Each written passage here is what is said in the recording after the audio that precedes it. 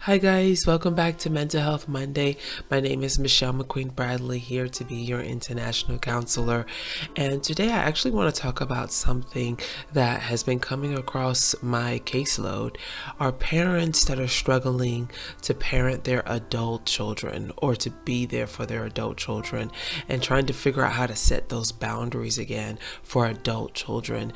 And it's very difficult because, it's still hard no matter what age your child is. It's hard to see them suffer. It's hard to see them go through things. So it's still something that a lot of parents are coming to me asking questions and looking for guidance on that. And first of all, there's a variety of reasons on why parenting has become a hard thing to set boundaries with a child in their younger years. Maybe that parent's been busy, maybe even distracted, struggling to be present, variety of things that could have been happening. And then you probably feel like, now they're an adult and you are worried about their future, worried about if they'll be, suitable to make it in society. And it's a very normal feeling. And then I'm there trying to help guide them and how to walk that parent to continue to keep hope and continue to be a parent to that child as long as they are alive. You can be 80 years old and that child be 60. They are yearning for your love. They're yearning for your bond, and there's never too late. Okay, but I just want to share 7 things with us today for a parent that is still in a position to parent their adult child. So number 1, don't compare yourself with other parents or compare your child with other children. That's one of the biggest downfalls.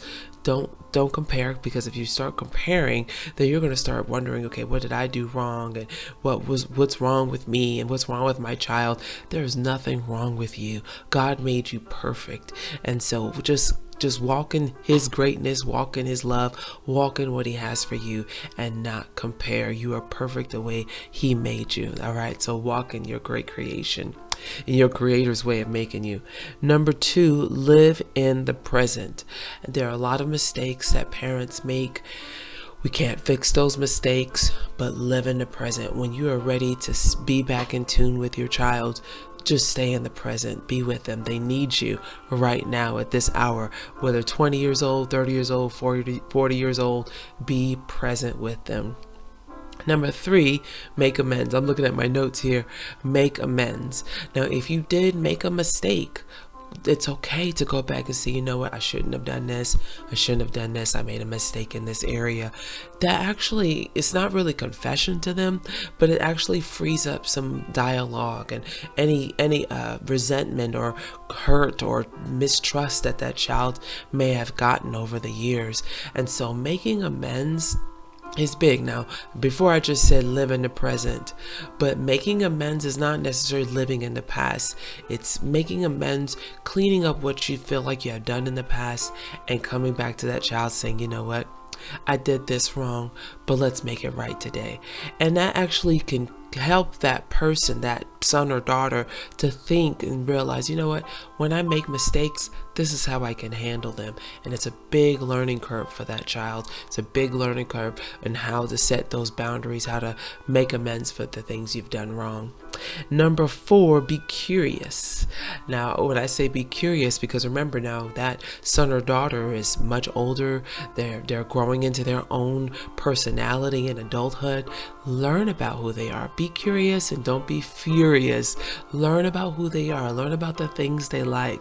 You will gain so much information and start to understand your child a lot better. All right. And now number 5, when you talk with them, sometimes it's not always solicited advice. So make sure you just be there, be a listening ear. I'm going to read it properly here. It says, when they finish a thought, pause and say, tell me more, or I'd like to hear more about what you're saying or what you're thinking. What you're doing is you're opening up dialogue and you're opening up trust. Bonding happens there when you give them that opportunity to talk and discuss and help you get to understand who they are. Number 6, I think that's the same as be curious, not furious. But number 7, never too late to bond with your son or daughter. And that brings me into the verse, Ephesians chapter 5, verse 16. Ephesians chapter 5, verse 16, it says, I'm reading in the New Living. It says, so be careful how you act. These are difficult days. Don't be fools, but instead be wise. Make the most of every chance you have for doing good. Don't act foolishly. Try to find out and do whatever the Lord wants you to do. And in the King James it says, redeem the time.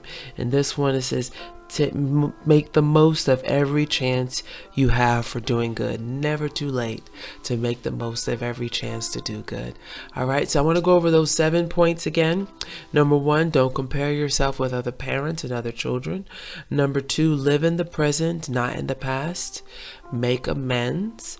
Be curious of your children. When you talk to them, don't give unsolicited advice, opinions, or counsel. When they finish a thought, pause and say, tell me more. I'd like to hear more about what you're saying. Number 6, be curious, not furious. And number 7, never too late to bond with your son or daughter. All right. Enjoy the rest of your week. This is actually soon to be the end of 2024. And so bond with your family, bond with the people God has put in your life, your church family, whichever family God has put you in. Be connected and live righteously, live graciously, live fun, live forgivingly. All right. God bless you, and I'll see you next time. Happy New Year. Bye-bye.